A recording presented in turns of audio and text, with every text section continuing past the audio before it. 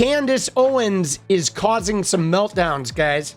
So she did an interview with Sean Ryan, and there is now like a ginormous Candace Owens TPUSA thing beef happening that is like multi-layered here.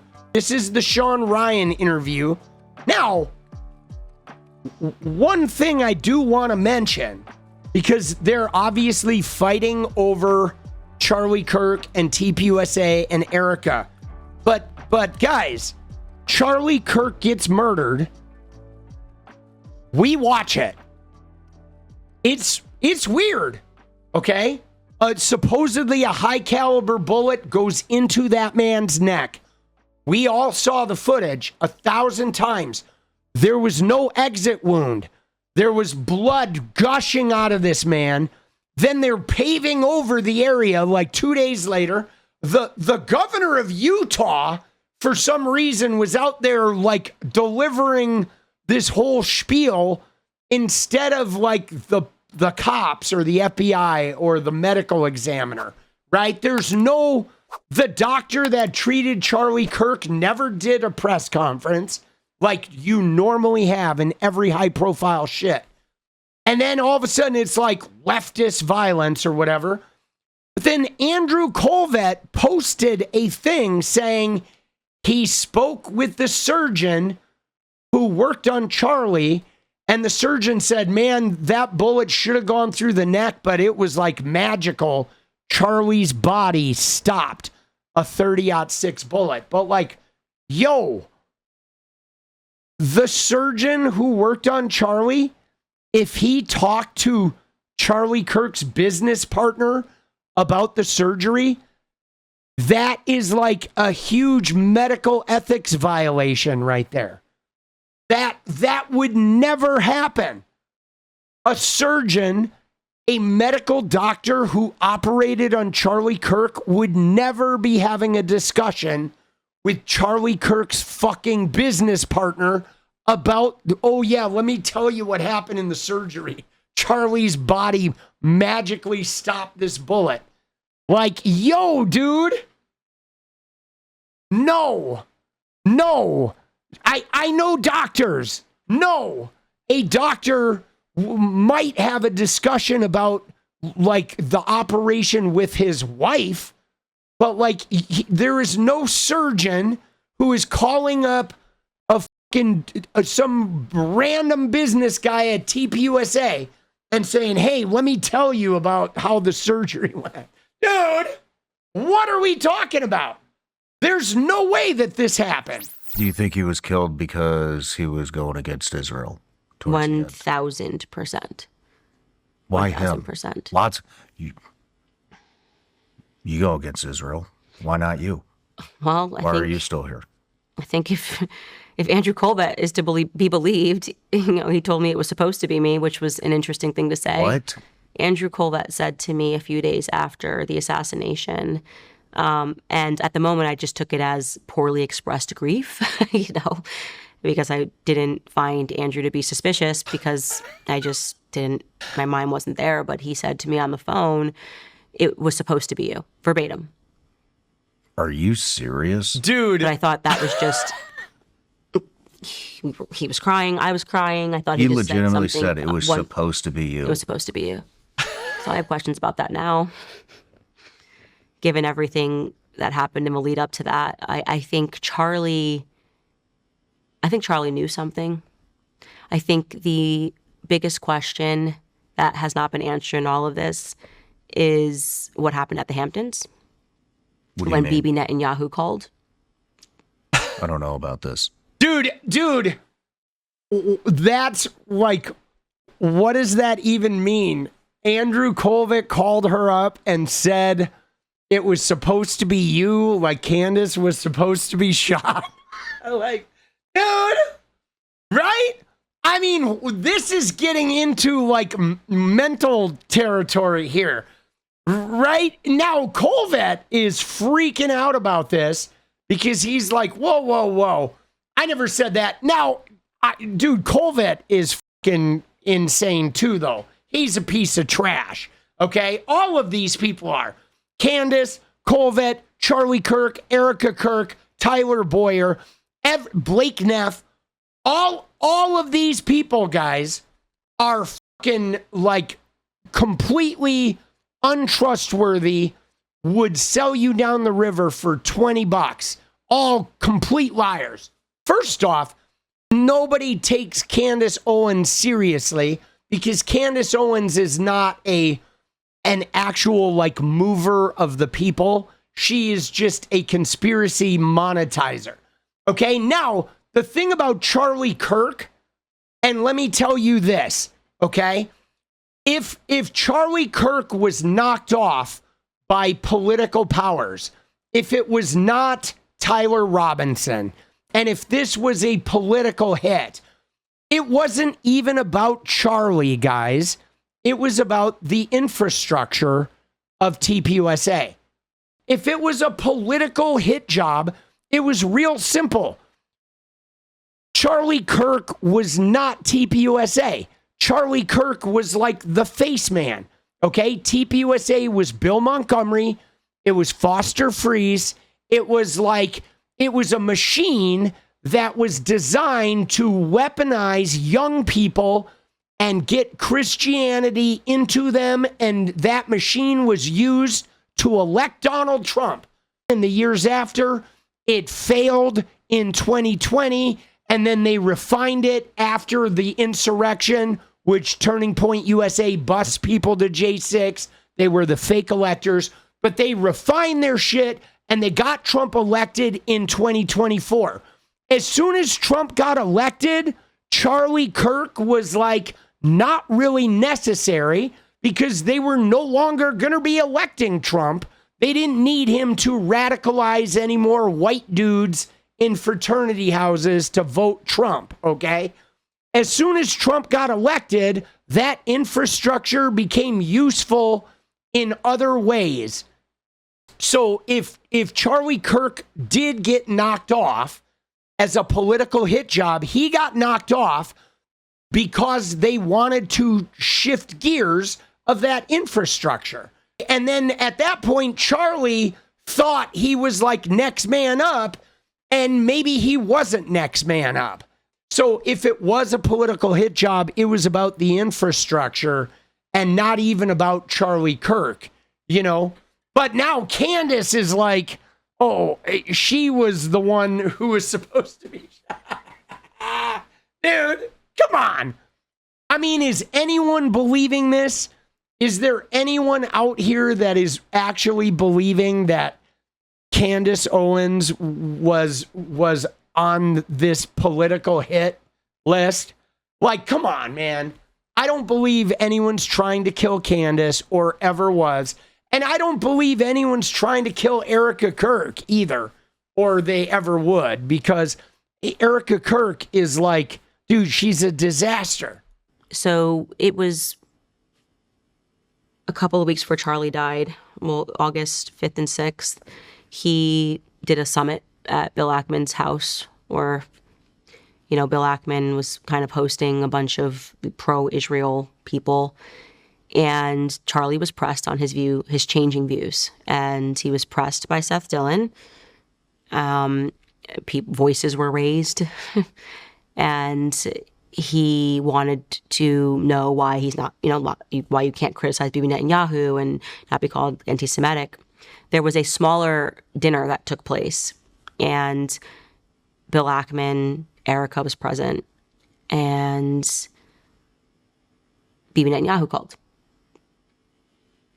Now, what I was told directly from Andrew Kolvet, which Erika didn't know that my source was Andrew Kolvet on this, she was surprised in person when I told her this, was that Bibi offered to take Turning Point USA to the next level.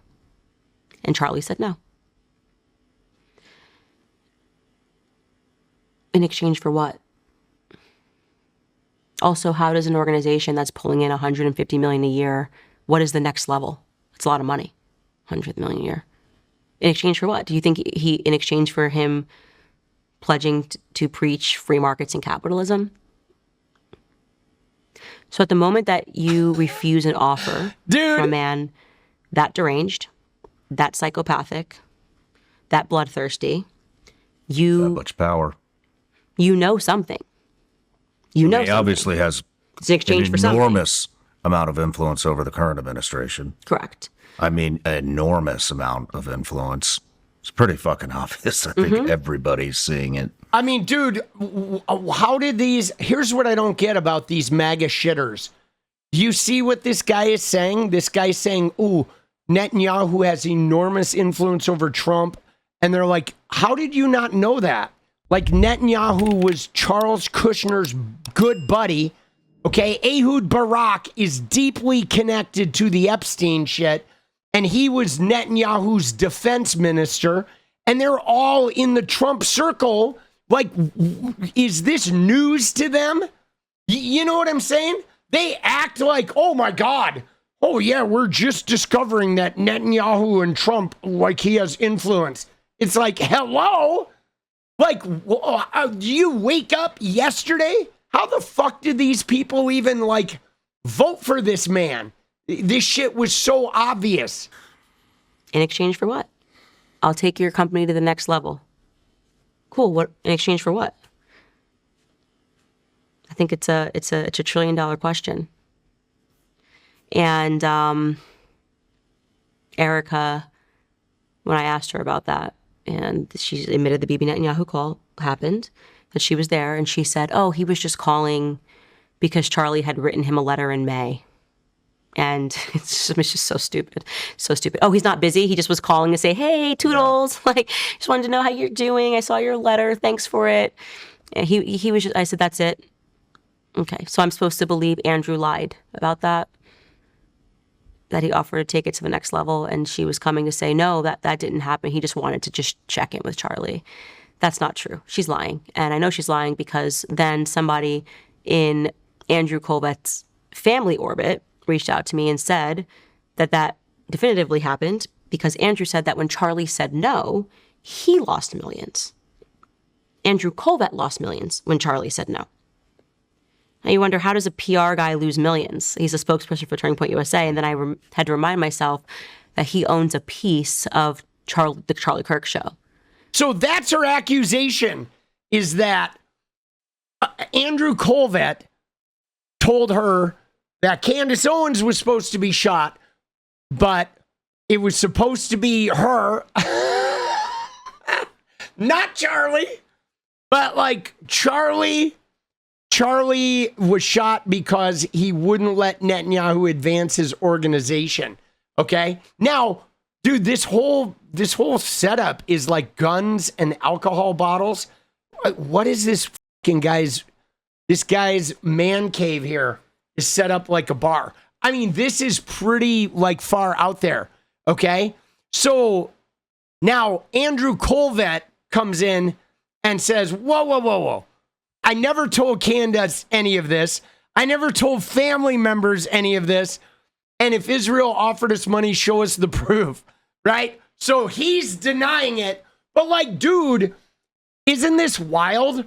Like, because now Candace Owens is coming out and saying, this is where it gets like hard for me, guys, because I feel like there's two things that are happening now. Okay. And the other one that's happening with this is Tucker Carlson and Dan Bongino, because now we have two major like right-wing influencers that are directly saying the other person is flat out lying. Okay, Candace Owens is saying Andrew Kolvet told me this shit personally. And Andrew's like, no, Candace is a liar. But like, dude, Tucker and Dan Bongino are doing the same thing. Tucker Carlson is saying that Dan Bongino told me Donald Trump shut down the investigation into Butler. And Dan Bongino is saying, no, I never did. But they are like flat out now just calling each other straight liars. I mean, we know they all lie, right? We know that all they do is lie, but they are now just straight out like Candace isn't even like lying about whatever Charlie said. She's now lying about Andrew Kolvet And Andrew Kolvet is like, yo, no, you're lying. And then Candace comes back and says Andrew's lying through his teeth. I would take a lie detector test on this. Oh, okay. Dude, I think let's do that. I want them both to take lie detectors. Dude, I'll pay for it. Let me hire a lie detector. I want to lie detect both of these guys. And Andrew said again, this is Candace admitting she has zero proof. I asked for proof and she screams, I'll take a lie detector test. Dude, these guys are so crazy. But it's important to point out what she just did here. She gets called out for a bold-faced lie and then immediately retreats back to two true things that are insignificant. And she said, yes, we declined having Netanyahu on the show. And months later, 𝗙lie Kirk took a call from him after he wrote a letter. So he's admitting to the call, but I guess the call is the call at the Hamptons. Did that actually take place? Like there apparently was a call at Ackman's house, but they're saying it was about a letter. Neither are extraordinarily. Originally, I was supposed to be her source for this, but I deny it. So all she has left is a family friend. Originally, it was about taking TPUSA to the next level, right? She can't admit that she was just wrong about this because it's a core foundational myth fueling her daily YouTube soap opera. Then Candace replies to this and said, I literally did not change one thing about my story, dumbass. I never once said it was $150 million. Go back and watch the episode. You finally admit 𝗙lie declined to have 𝗵𝗍 on the show. Okay, then he says, no, you don't get off that easy. You're the one making the explosive claim that Israel made an offer. So where's your proof, right? There was no offer. It's a complete fiction, an internet rumor. Bloody, bloody, blah. Now, these guys are going back and forth over the course of several days with this. And then she said, this is why you've always sucked as a PR agent. You made a claim. I've changed my stance. Where's your proof? I don't know, since it took you 10 months to verify every other element I reported from that call. That 𝗵𝗍 did, in fact, call in the Hamptons, that 𝗙lie did decline to have 𝗵𝗍 on the show, and that he did receive death threats the night before. Okay? You told me 𝗵𝗍 offered to take it to the next level. Andrew, people can decide whether you've been forthcoming and honest. So, dude, I mean, this is wild, though, because they are like straight out accusing each other that they're lying. But guys, there is some weird shit that's going on, though, because like, why did 𝗵𝗍 call 𝗙lie at Bill Ackman's house in the Hamptons? I mean, that to me is weird, right? Bill Ackman is just some fucking billionaire, one of the guys trying to sink Mamdani's campaign. So he's obviously a Zionist. Why would Netanyahu be calling 𝗙lie Kirk at Bill Ackman's house in the Hamptons? I mean, that's weird, right? That's just a weird thing, right? Isn't it? So to recap, we now have Candace Owens going out and doing interviews saying Andrew Kolvet has directly told me things and I will take a lie detector. And she's saying that Erika Kirk is confirming the shit that Andrew Kolvet told her. And Andrew Kolvet is saying, you're a liar. Dude, I want the lie detector. I mean, don't you think? Like, I really think we should push for Candace Owens, Andrew Kolvet, Erika Kirk lie detector. I want to have that show. Candace, Erika, and Andrew Kolvet, like a live show with a lie detector, all three of them. I mean, let's go. Dude, let's do it. But what would happen, though, guys, Like, would I, if I did that, if I did a live stream with Candace Owens and Erika Kirk and Andrew Kolvet doing a lie detector, would like a week later there would be some TMZ story about me after being sober for 19 years, he fell off the wagon and ended, right? Would I end up dying of a cocaine overdose or something with like some porn stars or some shit, right? I mean, I could see the headline now, right? 19 years sober, political punk, 1 week after the lie detector episode, he ends up, dead in a Phoenix hotel room. Oh my God. Dude, right?